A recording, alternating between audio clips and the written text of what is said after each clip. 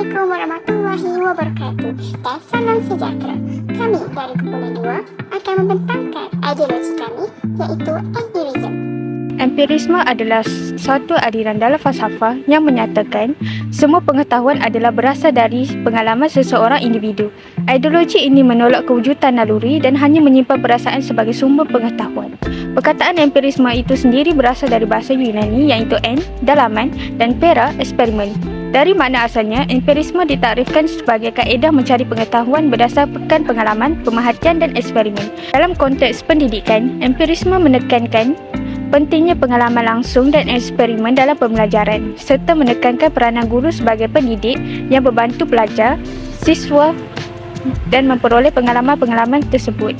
Apakah bentuk-bentuk ideologi empirisme? Antaranya adalah empirokritisme, iaitu asas aliran untuk membersihkan konsep pengalaman dari konsep substansi, keniscayaan dan kausalitas sebagai konsep a priori. Lebih mudah dikatakan, aliran ini mengemukakan konsep dunia sebagai kumpulan unsur atau sensasi iaitu pemerhatian yang neutral.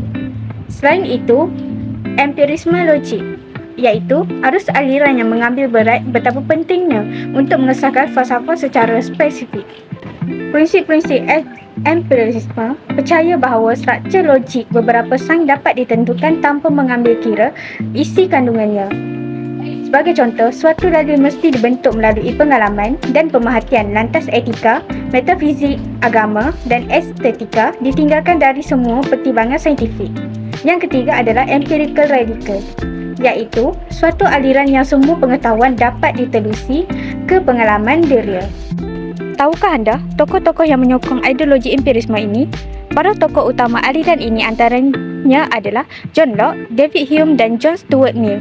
Mereka meyakini bahawa akal budi manusia pada dasarnya seperti kertas kosong yang kemudian diisi melalui pengalaman. Pendekatan yang berimplikasi pada metod pengajaran yang menekankan observasi, eksperimen dan berpengalaman langsung. Golongan atau kumpulan manakah yang terpengaruh dengan ideologi empirisme, stoicisme, Epicurus? Golongan ini berpendapat bahawasanya panca indera atau dunia luar adalah pangkal kepada pengalaman, bukannya dari akal. Apakah amalan dan ciri-ciri individu yang mempercayai ideologi empirisme?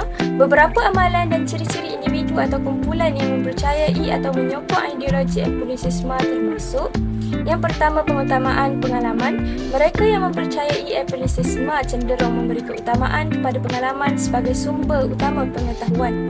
Yang kedua, penolakan terhadap pengetahuan am.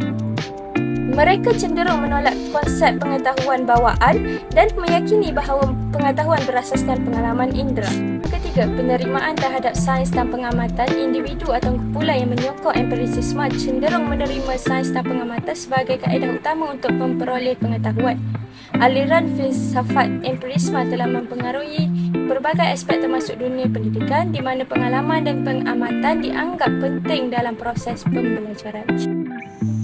Hasil daripada kajian, kami mendapati beberapa isu yang timbul berkaitan dengan ideologi empirisisme terhadap pendidikan di Malaysia. Isu ini dapat dilihat melalui kurang penekanan kepada pengalaman kerana kekurangan warga pendidik yang mahir dalam subjek tertentu. Sebagai contoh, kebanyakan guru ganti yang menggantikan kekosongan guru tidak diselaraskan mengajar mengikut subjek kemahirannya menyebabkan pelajaran menjadi terbatas dan tidak produktif. Sedangkan penekanan kepada pengalaman sebagai sumber utama pengetahuan, penggunaan kaedah saintifik dalam pengajaran dan penekanan kepada pengamatan dan eksperimen adalah penting. Pendekatan pembelajaran berpusatkan murid yang menekankan kepada pengalaman langsung dan eksperimen dapat dilihat sebagai manifestasi dari ideologi empirisisme. Selain itu, penekanan kepada penggunaan bukti saintifik dan pengamatan dalam proses pengajaran dan pembelajaran juga mencerminkan pengaruh empirisisme dalam pendidikan di Malaysia. Tindakan yang diambil oleh pihak yang berwajib iaitu Jabatan Kementerian Pendidikan Malaysia terhadap isu tersebut melalui pembangunan kaedah pengajaran berasaskan pengalaman, memberi latihan dan sokongan kepada guru untuk mengembangkan kaedah pengajaran yang menekankan kepada pengalaman seperti penggunaan teknologi untuk simulasi pengalaman, eksperimen dan aktiviti pembelajaran berpusatkan murid. Penyelidikan dan pembangunan. mendorong penyelidikan dan pembangunan dalam bidang pendidikan yang menekankan kepada pengalaman sebagai sumber utama pembelajaran termasuk pembangunan bahan pengajaran yang berfokuskan kepada pengalaman. Dengan ini, terdapat satu isu yang timbul dalam aspek rukun negara iaitu kurangnya pemahaman dan penghayatan dalam prinsip-prinsip rukun negara di kalangan pelajar. Salah satu carangan penyelesaian adalah dengan menjadikan rukun negara sebagai mata pelajaran dalam sistem pendidikan negara mulai dari tahap awal pendidikan hingga ke peringkat tinggi. Hal ini bertujuan agar generasi muda dapat memahami, menghayati dan mengamalkan prinsip-prinsip rukun negara sejak dini serta dapat memastikan elemen pendidikan dan penghayatan terhadap rukun negara disesuaikan dalam silibus mata pelajaran yang ditetapkan. Dengan demikian, pendekatan ini diharapkan dapat membantu menyelesaikan isu-isu yang berkaitan dengan pemahaman dan pengamalan prinsip-prinsip empirisme dalam konteks rukun negara. Selain itu, melalui konteks falsafah pendidikan kebangsaan pula adalah pengajaran dan pemahaman mengenai falsafah empirisme di kalangan pendidik dan pelajar kurang dititik beratkan dengan melaksanakan penyelarasan kurikulum pendidikan dengan prinsip-prinsip empirisme serta pelatihan bagi para pendidik dalam menerapkan pendekatan pembelajaran yang mengintegrasikan konsep-konsep empiris dalam menangani isu tersebut. Selain itu, memperkenalkan modul atau bahan bacaan yang diperkaya dengan pemahaman mengenai falsafah empirisme dalam konteks pendidikan kebangsaan juga dapat menjadi langkah yang berguna. Dengan demikian, upaya ini diharapkan dapat meningkatkan pemahaman dan penerapan falsafah empirisme dalam sistem pendidikan kebangsaan. Bagaimana pada isu yang mengabaikan falsafah sejahtera? Isu yang sering kali menjadi topik hangat dalam kalangan pendidik adalah pemahaman dan aplikasi falsafah sejahtera dalam kehidupan bermasyarakat. Isu-isu manusia dan hubungannya dengan pembangunan negara.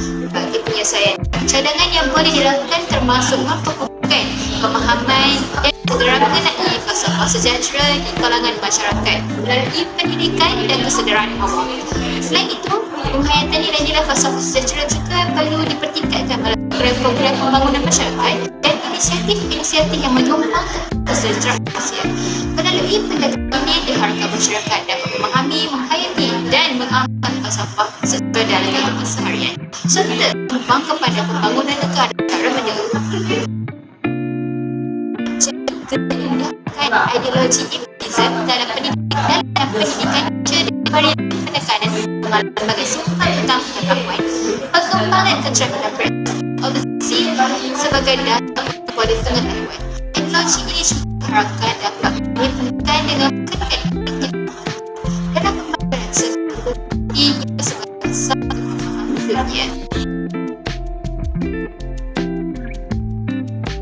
Sebagai kesimpulannya, dalam konteks mencapai kebahagiaan individu, pandangan ini menekankan pentingnya pengalaman sebagai sumber utama pengetahuan.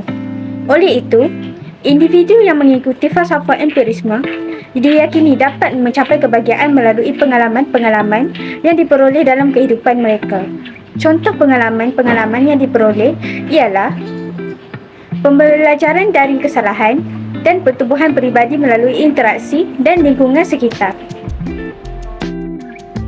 Dari pembahasan yang telah kami bentangkan, konklusi hasil daripada kajian kami mengenai ideologi empirisme adalah empirisme merupakan pemahaman yang meyakini bahawa pengetahuan kebenaran terbentuk daripada hasil pengalaman lahiriah maupun batiniah yang oleh kerana itu, hasilnya akan sangat subjektif tergantung kepada pihak yang melakukan pengamatan atau memiliki pengalaman tersebut. Yang kedua, kami mendapati bahawa kerana hanya menggambarkan pengalaman inderawi manusia yang terbatas, maka empirisme berpotensi memiliki kelemahan dalam kepastian hasil kebenarannya. Okey, dengan ini selesai sudah perbincangan daripada kami. Sekian, terima kasih.